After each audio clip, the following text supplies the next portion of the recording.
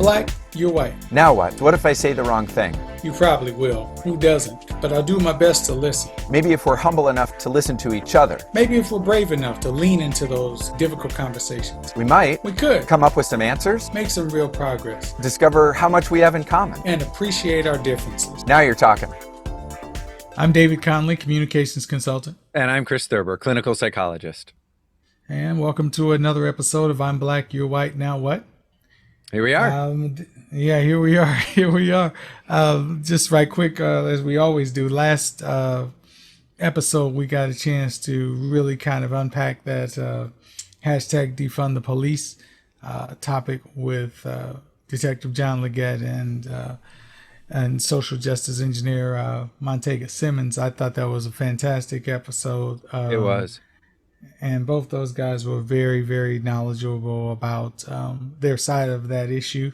And it was good. There was like a passionate discussion, but still everybody left, friends and respectful. And so I thought that was a really good episode and a lot of good information in that. So, yeah, I was impressed as you were with how respectful the conversation was, and the four of us listening to one another. I also was, again, I guess a bit saddened that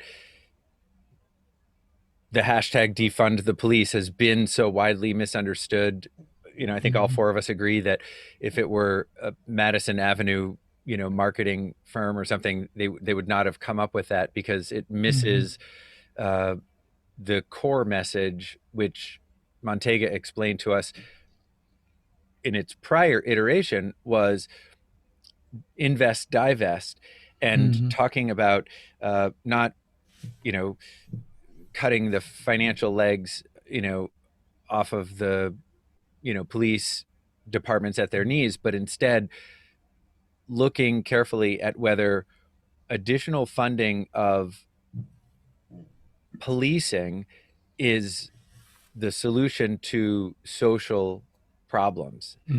And I think anyone who looks at the data, and we did post a couple of links in the YouTube post to places where people can look at these data, make it clear that, just more police and more of that force in the, in the equation isn't going to take care of poverty, isn't going to take care of the, paucity of affordable housing, isn't going to take care of unemployment, isn't going to take care of the lack of educational opportunities, which, are among the factors that collude to perpetuate some of these social problems. And that clearly needs to be, those problems need to be solved if we're going to look at a long-term solution.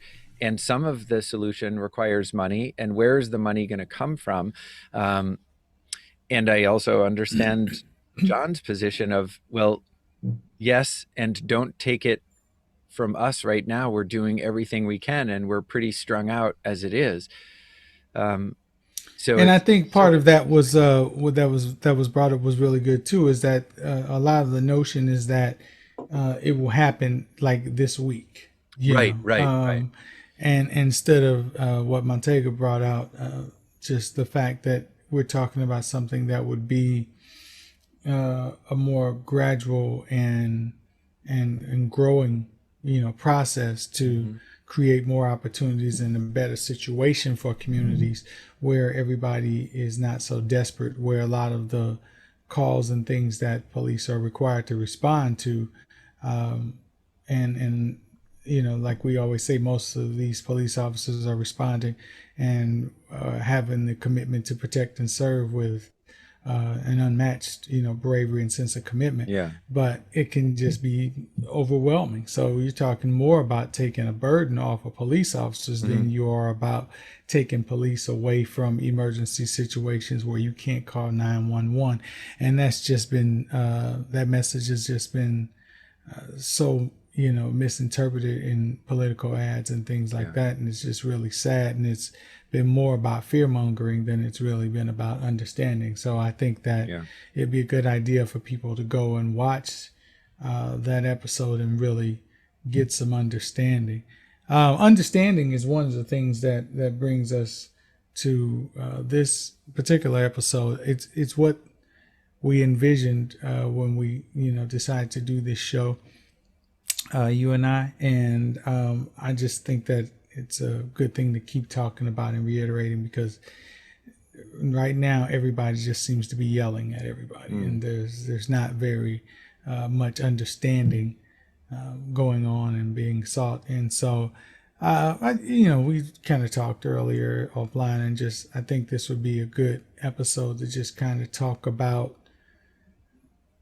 what it's like to be misunderstood and how to perhaps gain some more understanding. Everybody's kind of emotional right now, and it makes things ripe for communication breakdowns. Mm-hmm. Would you agree? I would agree, and I think without without a racial overlay, I have taught for years, and you have taught for years, different techniques of de-escalation and conflict resolution. And at the center of most of what I teach around conflict resolution, and a lot of the techniques and ideas are not ones that I developed, but I love them because they work. They focus on listening and really working hard to understand the other person's perspective. And Mm-hmm. you've heard me say, many people who have been in training workshops with me have heard me say that empathy is not agreement, and Mm-hmm. you're fighting to understand, not fighting to win. When when we see differences as potentially, or conflicts as potentially having win-win outcomes, uh, I think people feel very motivated to Mm-hmm.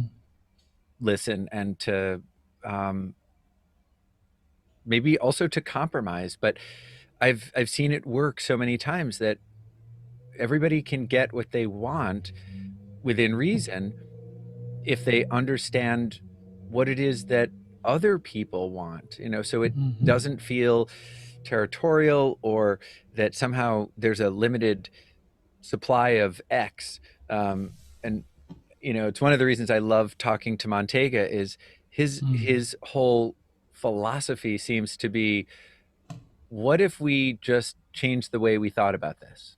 Mm-hmm. You know, and instead of uh, just perseverating on a message that you hope will somehow sink in to the other person, and therefore you win, they lose, and you get it your way, um, to really listen. And um, yeah, if we can do that, I just think it would be fantastic. And again, if people watch again our sort of opener for all of these episodes, um, the the fear is that somebody will say something wrong. I mean, the fear, not in conflict resolution, but now if we put back the layer of uh, social justice Mm-hmm. or racism over this, now it feels like a minefield to a lot of white people, at least, Mm-hmm. that they might say something that will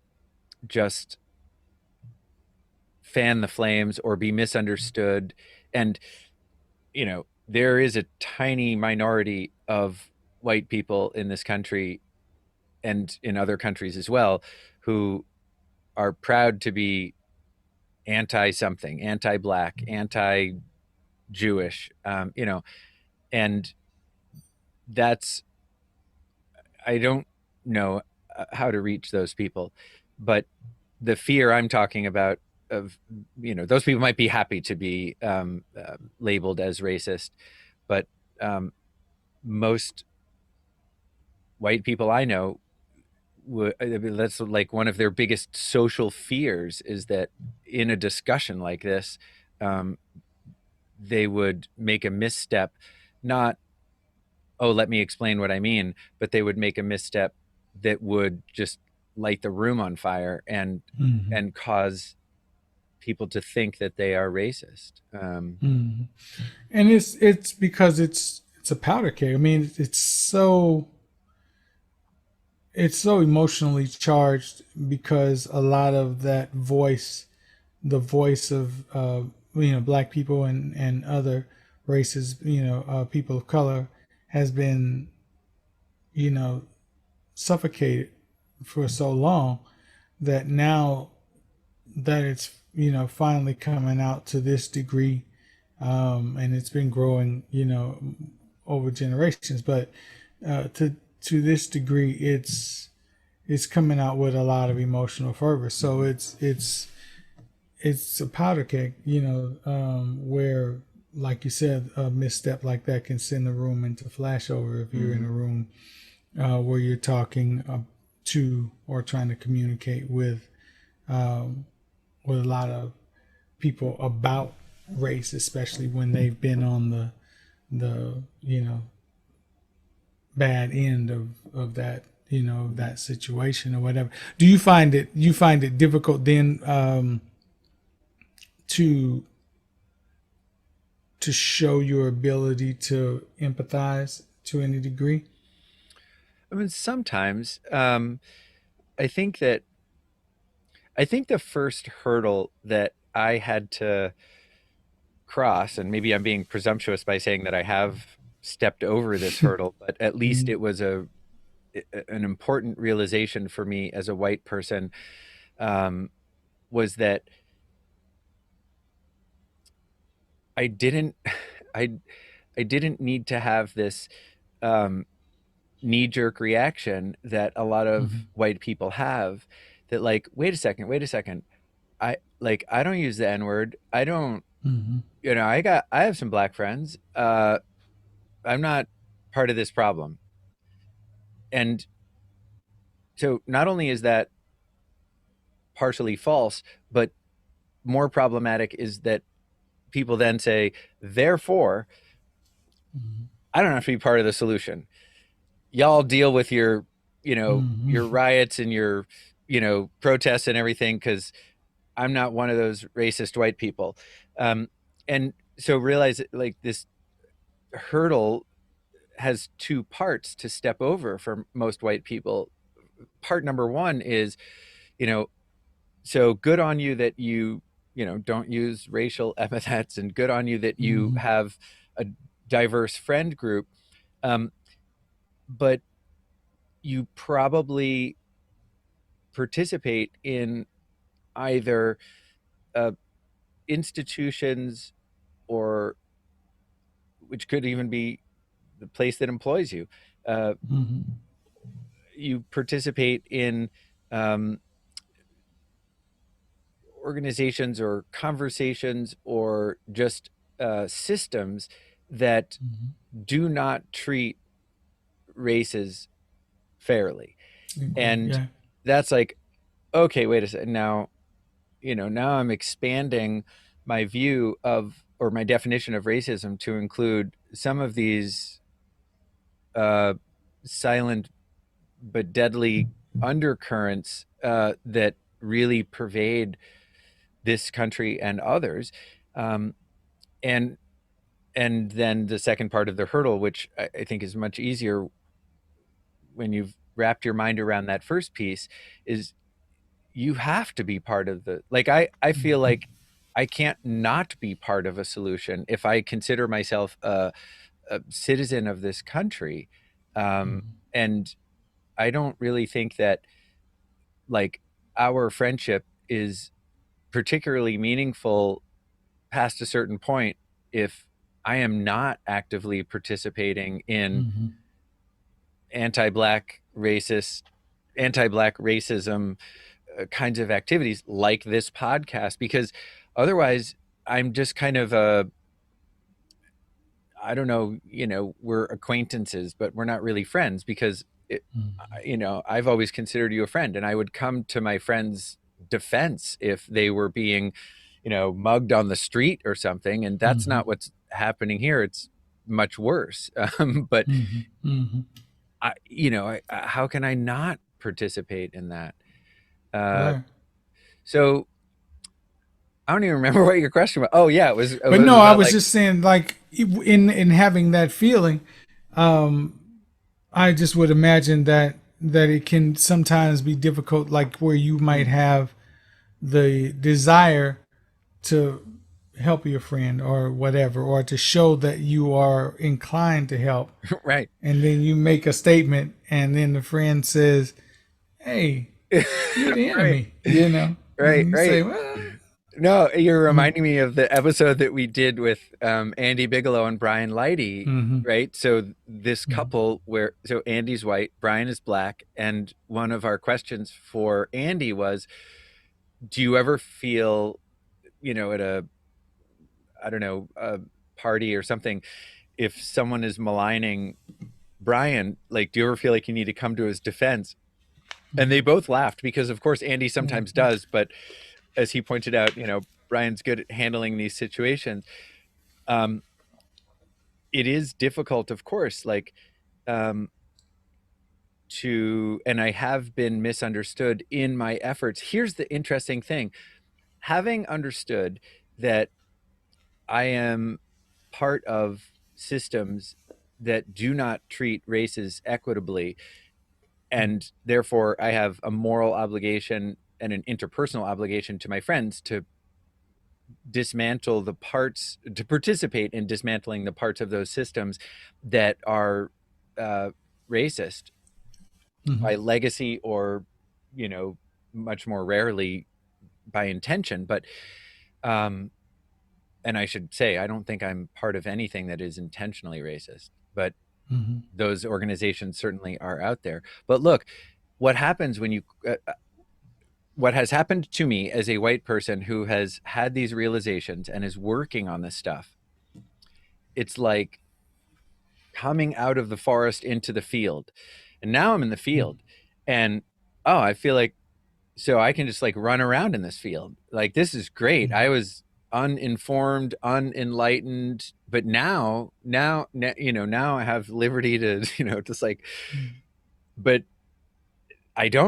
nobody has liberty to just like say what's on their mind without reading the room or paying attention Mm-hmm. to the timing or the audience or the context or whatever. Like, uh, racist or not, uh, any comment could be misunderstood, can hurt people's feelings.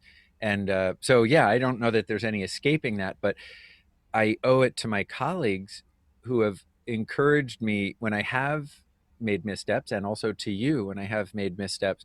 And they've said, like, okay, so here's the deal. And, like, here's the feedback. And we also know you. So we understand that you're a kind-hearted person, and intent does not always equal impact. But here's the feedback, and that's been so valuable. um the hard part is when somebody doesn't know me, and I think now they've really like misunderstood my character. But um I feel right now caught in this tension between the rallying cry to lean into the discomfort, and uh the discomfort that I have felt like, oh no, that's so worth leaning into. But you and Mm-hmm. my colleagues have all said, like, Chris, don't retreat. Otherwise, if you crawl back into your shell, um, there's a lot less that's gonna get done. Uh, Absolutely.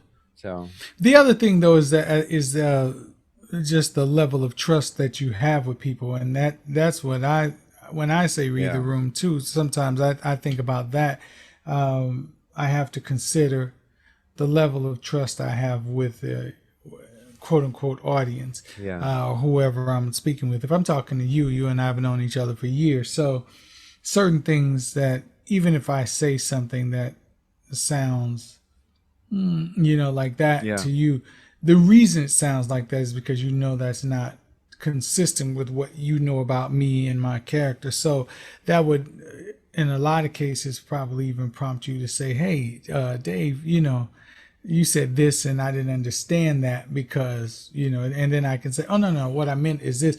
Or you would already know. And this, there's a lot of people who know me very well who know that uh, some of my humor can be, a little biting. So they would take that and say, well, he's kidding because it's Yeah. Dave. But there are people who don't know me that when I'm in those situations, I have to either preface it by saying this is an over exaggeration or this is or whatever, or I have to not make certain comments Yeah. because the people don't know me as well yet. So again, it's about reading the room and seeing who has or what the degree, I should say, of trust Yeah. is with me in that particular situation, especially in a thing where emotions are high and where you're talking about something as sensitive as race relations and things like and I'll be honest with you, that exists even black people to black people. Mm. There are certain situations where you can be in as a black person and you can make some comments that get misunderstood based on the experiences of the people in that group and in that room or whatever, and can cost you, Hmm. Yeah. some of those friendships and some of those. So it's not just a thing that where you have to cross a racial line in order to experience it to Yeah. any Yeah. degree, but I think it's just sort of a human thing. But I do think that the misunderstandings come when you misjudge the level of trust that you may have, in that particular room or in that particular group. Yeah. Yeah. Yeah. No, And it's so so, true. And I think that, um, you know, in speaking to a large group where not everyone knows me maybe at all, and some people know mm-hmm, me very well, um, I have misread the room and uh, attributed a lot more trust to my sort of core being than mm-hmm, than was appropriate. And saying something like, um, you know, my professional commitment in working with students, for example, of the same race, of different mm-hmm, races, is always empathy. Um, at least that's chief among my professional commitments. And at some level, that is quite fundamental. I can't fully empathize with, let's say, a black student who is talking to mm-hmm, me about being called the N word when they are walking to the corner store. And I, I, I can listen to how awful that must feel and the way in which that makes them feel unsafe and resentful and all the rest. Um, and the, the closest I can come to something like that is not even in the same ballpark. mm-hmm, But if I say, you know, wearing bow ties is something that a few people have judged me for, that's like ridiculous. mm-hmm, Because you can take off a bow tie, you can't take off your skin color, and it is trivial. Um, it it starts to feel non-trivial when the person says, "Well, I see you wear bow ties. You're obviously a Republican. I bet you're hoping that Trump wins again." I mean, that's as that's as close as I can get to feeling just a fraction of what it might feel mm-hmm, like to be a black person on the receiving end of a racist comment. I happen to feel that Trump has done so much damage to this country, especially socially and especially with regard to race relations, that for someone to connect these dots that don't exist from I wear bow ties to I'm politically conservative to I'm a Republican to I'm a Republican who voted for Trump. It's like, wow, wait a second, you just went over to deep end there. And I can share that this is something that goes through my mind when I'm making an effort to provide some genuine empathy. But if somebody mishears my narrative as, damn it, Thurber, stop, equating your experience with a black person's experience, or, damn it, Thurber, don't take the focus of the conversation away from anti-black racism, because that's what we're talking about. I understand their frustration. I understand that I've hurt their feelings. I understand, obviously not my intention, but I do understand that uh, it's either because they don't know me, or because they were expecting something else, or because um, it's just not the the time to be talking about my personal experience as a white person. I should have just stopped at, yes, I work to try to empathize, and there's part of it that I will never be able to understand because I'm white, not black. Um, so I know that I can tell you a story like that so that you understand not just the level one things that are going through my mind, but also kind of level two and three. Because like if we're gonna be closer friends or we're gonna help each other, then you should be privy to some of the other things that are going through my head, which are not racist, but the perception that I that just my sharing of a personal experience, even if it's prefaced with the caveat that I'm not trying to make a comparison, just can be off-putting totally, because Absolutely. we're not talking about white people's plight here, and I don't, I can brush off a comment like that pretty easily. So I It seems like deflecting, and I think that's what where people would have a problem. It's like it seems like you're deflecting yeah, from whatever their issue and what they're going through. right, Let me ask you this though, uh, as a clinical psychologist, and I'm saying this because I don't know, so this is a question, But if a person is like I would imagine, okay, you don't know what it's like to day in day out be a black man, but I would imagine that that's on a list of things that you have never been uh, in your life, because like being a white man is only one part of the whole lot of different types of people that there are in the world. So I'm saying that to say, but there are certain things that you can relate to, mm-hmm. or that you can academically understand. And is there a situation or a space where the focus is that? So, in other words, if I tell you that when the police roll up behind me and I'm just driving, minding the speed limit and everything is legal and in order in my vehicle, but I still have a unnerving feeling, which existed before Mike Brown, let Right, alone George yeah, Floyd, that maybe you don't understand why in the way that I understand it, like down, mm. in my history. Um, but you do understand fear.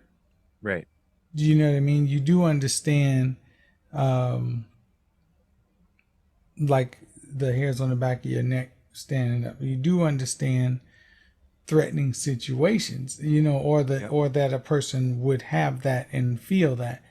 And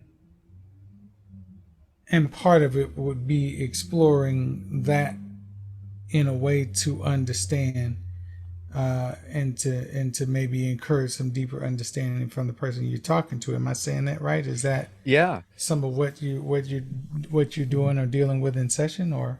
Yeah, I think three things. One is, right, I have experienced in my life fear in different circumstances, rage, chronic stress, and so I I can reference that um, when I do the second thing, which is then to ask, so David, um, you said you were afraid when uh, this cop rolled up on you.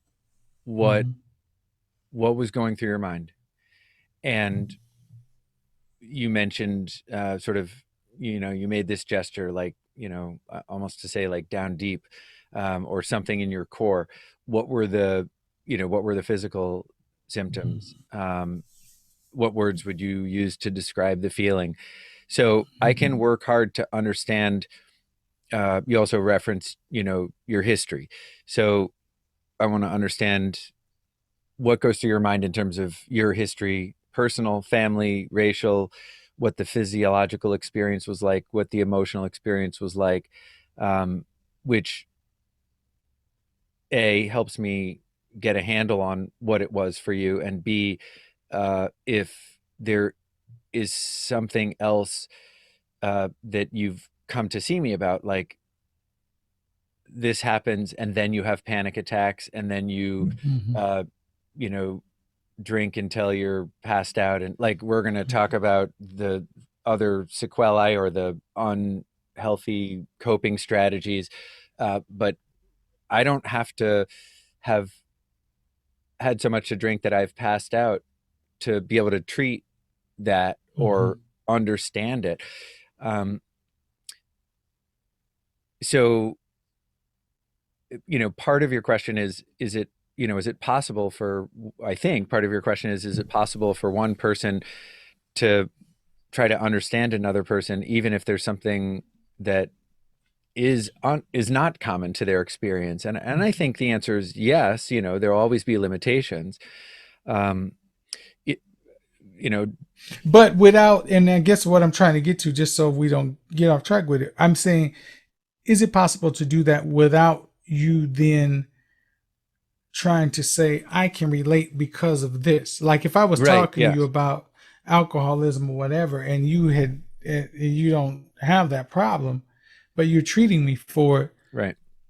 is part of your treatment to say, well, I relate to your drinking because I have this other Right. issue that I do. You know what I Yeah. mean? I would think that it's Yeah. something that where you deal with it in a different way. And I'm suggesting that maybe that's the same way where you won't end up having that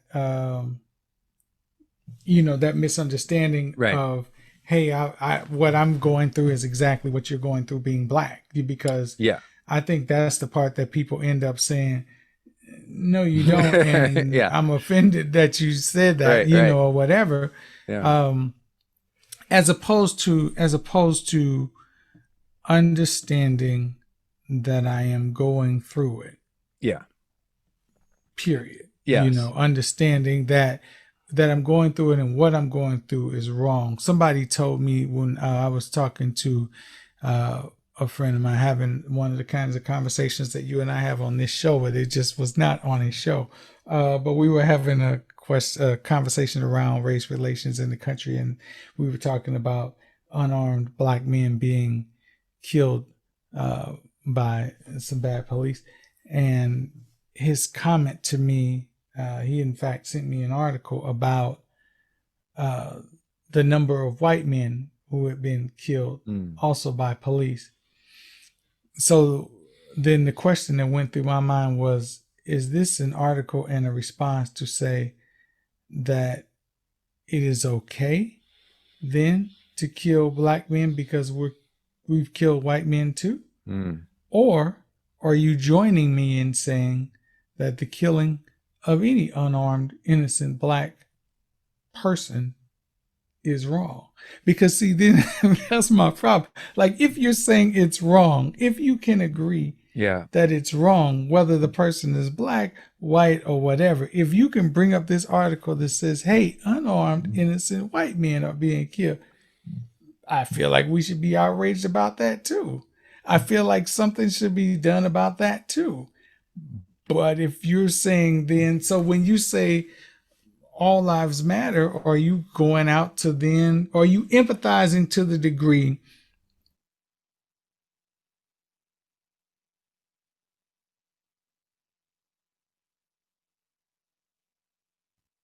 Oh, you froze, David.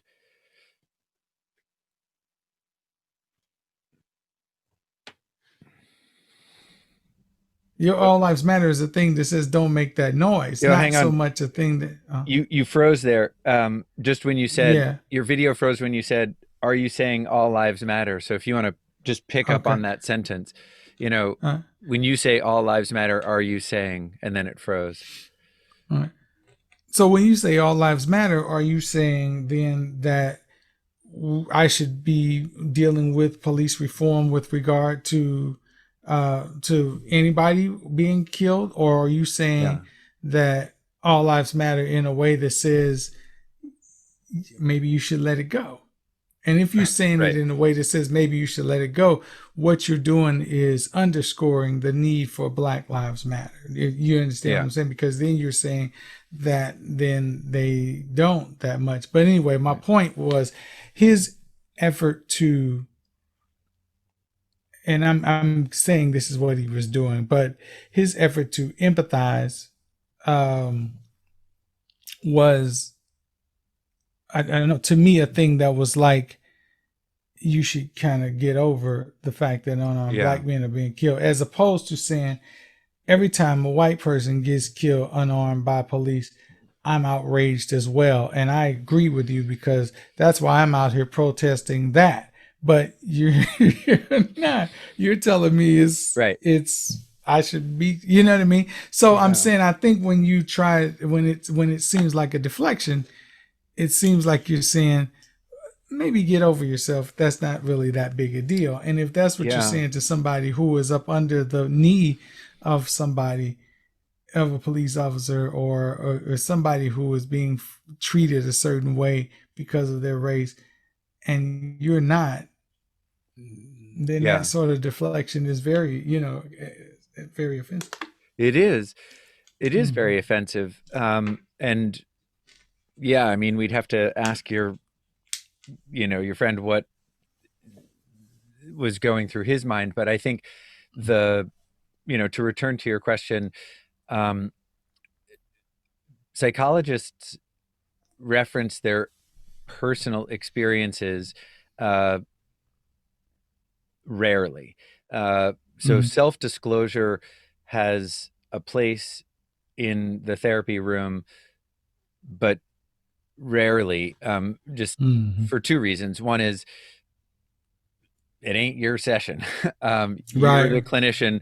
As soon as I say, yeah, oh, you know what that reminds me of, David? The time I got pulled over going 90 on, like, wait, Right. what? Right. Aren't we Right. talking about? So, How did that make you feel, Doc? Yeah. right, yeah, exactly.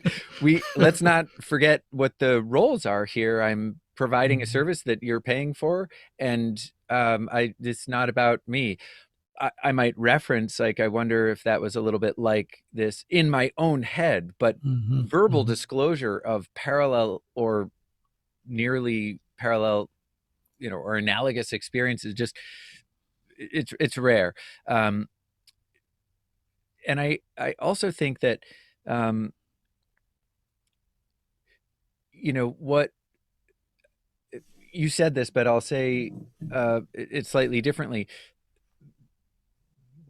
Clinicians, and I would say that's the same is true for friends. If you're telling me, Chris, not Chris psychologist, but Chris friend, Mm-hmm. I got pulled over, it would be really inappropriate for me to say, "Oh, damn, you know what?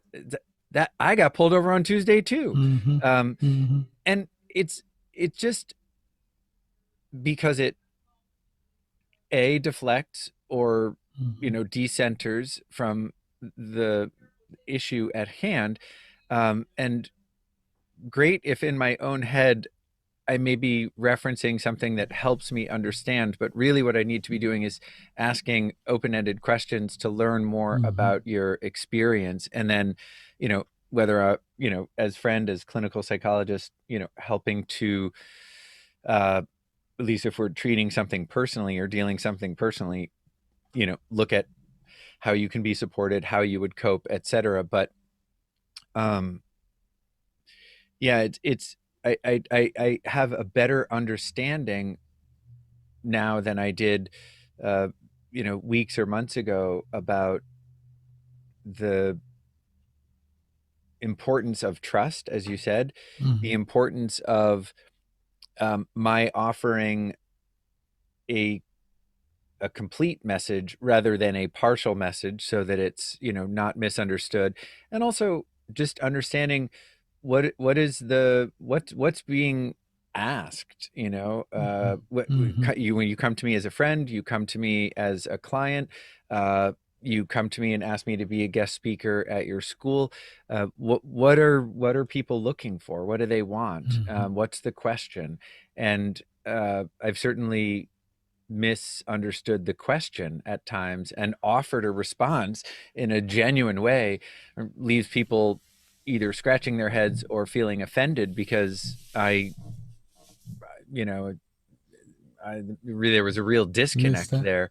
And as you said, I think with something as important and sensitive as race relations or resolving the racial injustice that exists in this country, we really do need to be better listeners. We really do need to Mm-hmm. uh, um, be way more self-aware.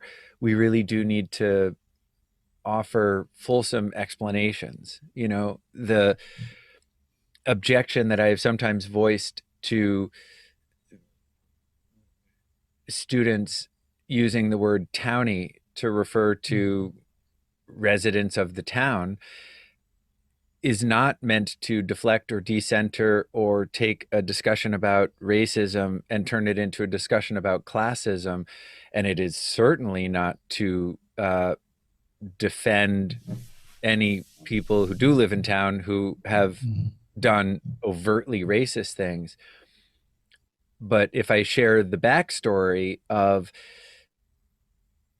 other students who are residents of the town, but not students at this school, they're students at another school, and they'd like to work together to improve race relations. Mm-hmm.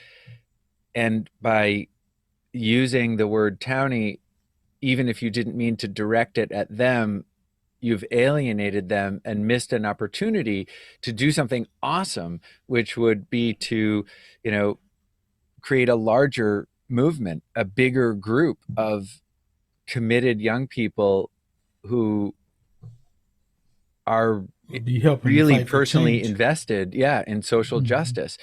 But and you could also say, well, like, to any of the white people who were offended by the use of the word townie, like, get over your damn self.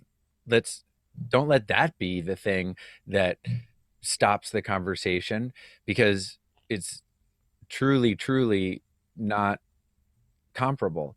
Um, but that's hard when you're 14 or 15 and the only messages you're getting are these truncated, like tweets or posts, or which is why I say more fulsome explanations, better listening, longer dialogues. I mean, that was a decision you and I Mm-hmm. made right away. We weren't going to have a 5-minute show or 10-minute show. We were going to have, Right. what is typically an hour, because we weren't interested in, uh, Sound sensational bites. headlines and sound bites. Exactly. Mm-hmm. But No, absolutely. I mean, I agree. And what's interesting, I think too, um, is a lot of times people get into in conversations I have. There are times when it is a contest. It doesn't mean to be, but it gets into a contest about who is more victimized. hmm, That's hmm, the game show these days. Um, so when you start talking about certain things, you say, "Well, I'm in this group, um, so therefore we have experienced this too." Especially when you start bringing up things like racism, or if what you're talking about is, sexism. then you start talking about what it's like to also be, this, or if and so everybody wants to um, see how much more of a victim, they can be. And that's not to belittle any of the experiences of anybody who has been victimized. It's just to say that sometimes when you're talking about this issue, you should kind of talk about this issue because, like for racism in this country, for me, a lot of things that we've started talking about have been hijacked by other things. And then the conversation rarely gets back to the actual racism. Like when you start talking about, we brought up the police brutality thing earlier. When you start talking about the police brutality and the protests, then you start, say with the NFL, you start talking about patriotism and we are disrespecting the flag and Right. this kind of thing. And so now the narrative rarely gets back to maybe we should not be killing unarmed citizens of the country whose patriotism we're arguing right now. But the conversation doesn't get back to that. It gets hijacked by that. So to me, that's kind of the danger of the towny conversation at that moment, which goes back to what you were talking about with regard to the timing of a thing when you're trying to have it. It's a valuable conversation to have about best ways to get allies for your cause and what have you. But depending on how it's positioned and presented and the time it's positioned and presented, it can be a potential hijacking target. Topic, I should say, not target, but hijacking topic, where now we do segue into classism, never to make our way back to racism, when racism is what brought us to the party in the first place, and we never really dealt with that. And I think part of the sensitivity, being a black man, part of the sensitivity for me is that I have found in my experience that a lot of times that happens, particularly with white people that I talk with, because talking about race makes them uncomfortable.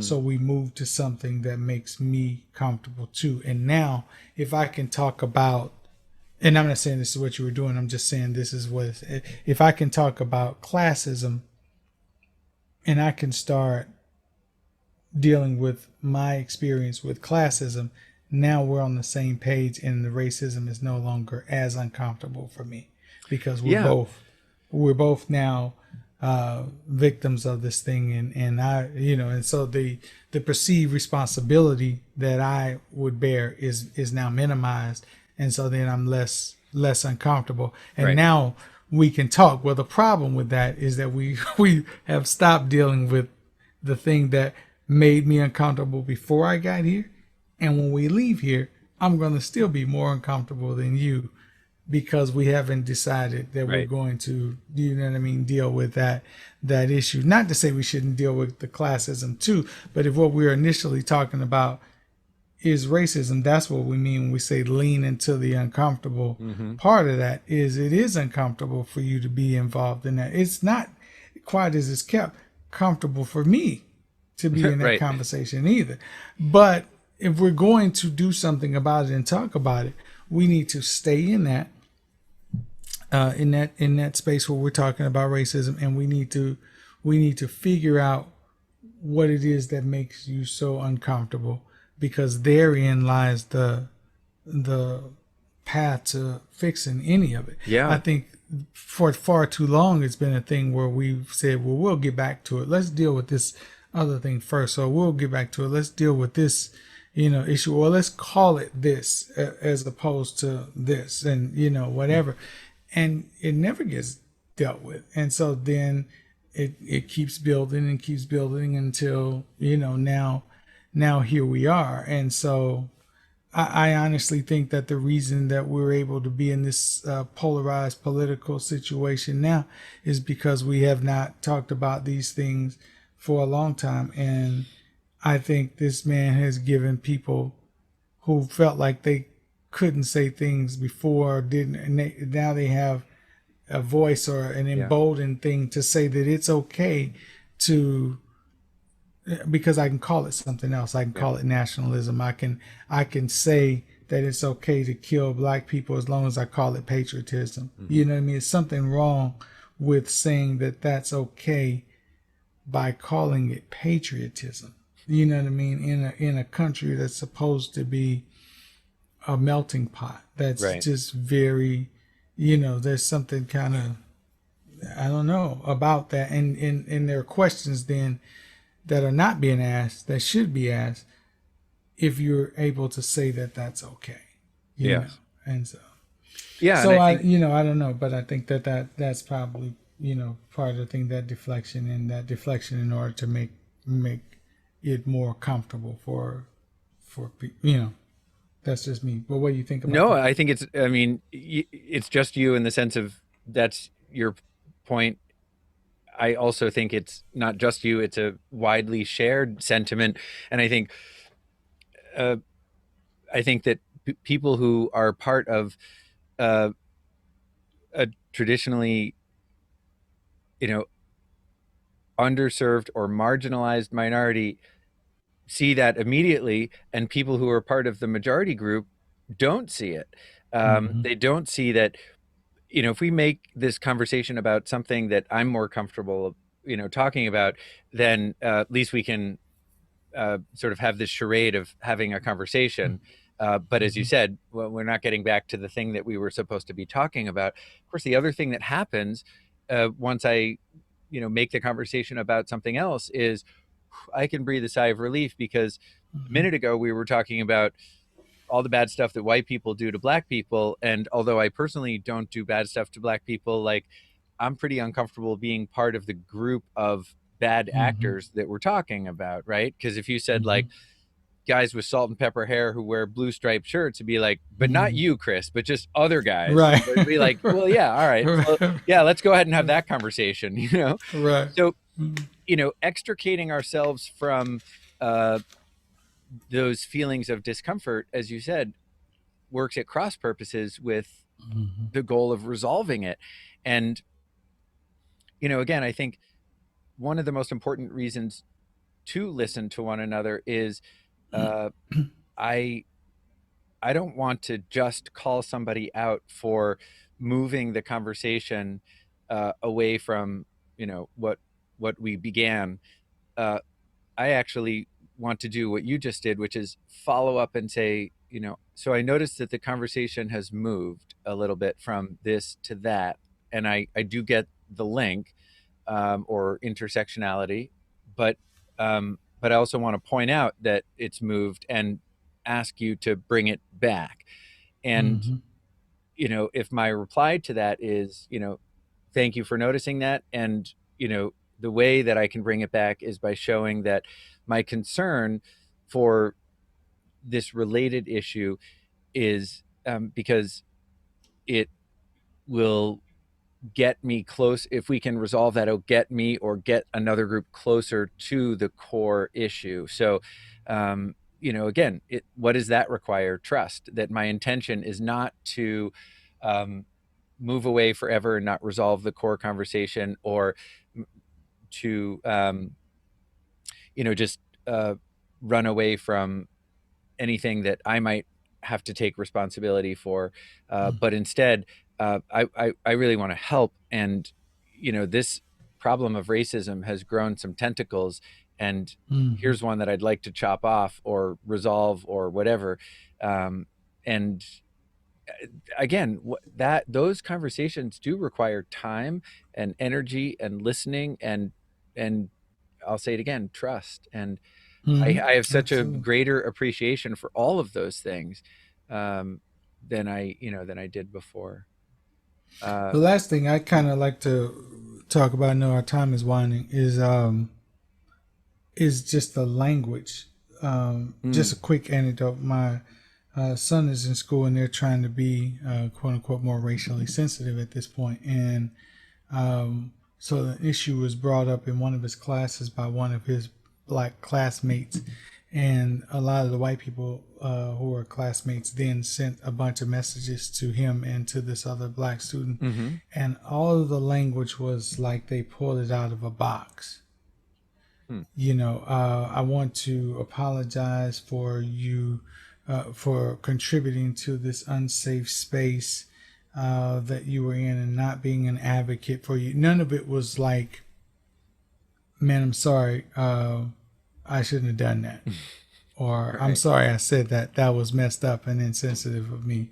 It was all like this language. If I say these words, it will, but it sounds very insincere, Very canned. And very canned is a very, very good way to put it. And um, I don't know. I just want to know. I guess I'm trying to figure it out. I'm not saying it like you have the answer, but I just want to know what's wrong with just being human.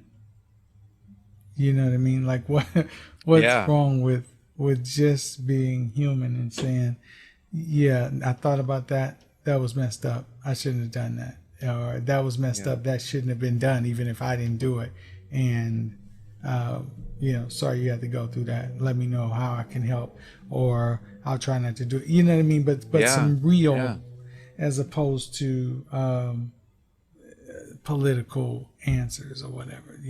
I Well, don't yeah, know. and I I think just as a was filmmaker, discouraged. you can spot dialogue that sounds artificial better Mm-hmm. than most Mm-hmm. people, and Mm-hmm. maybe the sort of canned responses that were written on a computer and designed to capture in a pithy way the message.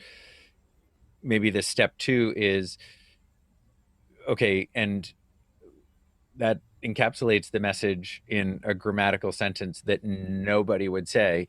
So, Mm-hmm. we got to make a second column here. And in that second column goes, Right. how do you actually say this, or what would this actually sound like? And Right. so, yeah, I don't know. I don't have an easy answer for that, except I far prefer the the sort of human speech to the machine language, version of it. And you know, um,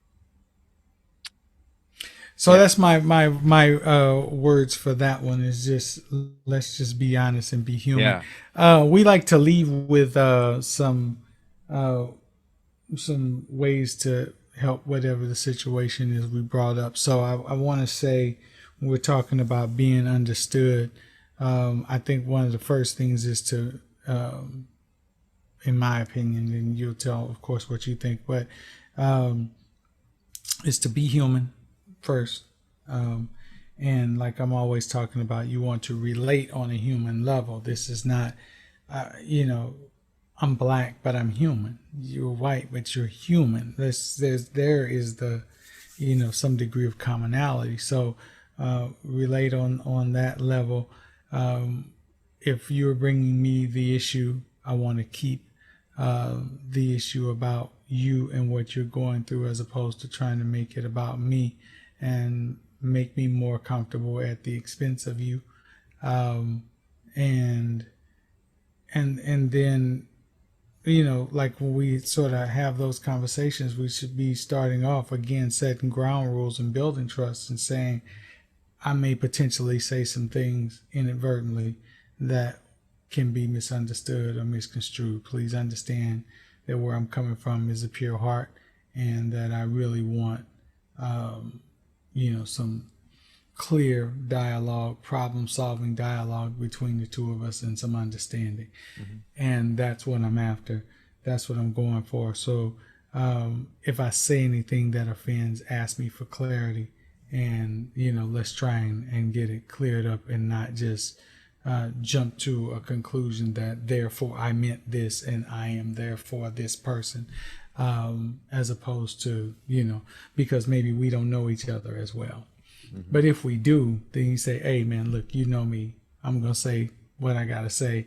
And if you don't understand it, ask me what it's about. And then, so I think, you start reading the room and dealing with those sorts of trust issues. And like I said, laying that groundwork. And when you do, you probably will find that a lot of those conversations are easier But Yeah, that's my and take. Doc, what do you I think? love it. And I would just add to any white person who is listening to this, if you have ever said to yourself, okay, that's it, I quit, because I feel like I'm walking on eggshells, uh, I would say, to be very human about it, well, get over yourself. That's not a reason to withdraw from this absolutely crucial for every human on the planet effort that we are trying to make.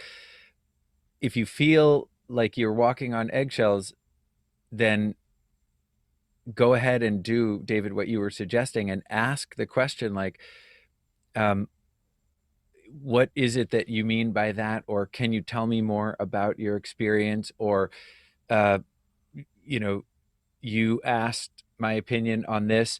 Uh, are you interested more in like A, B, or C?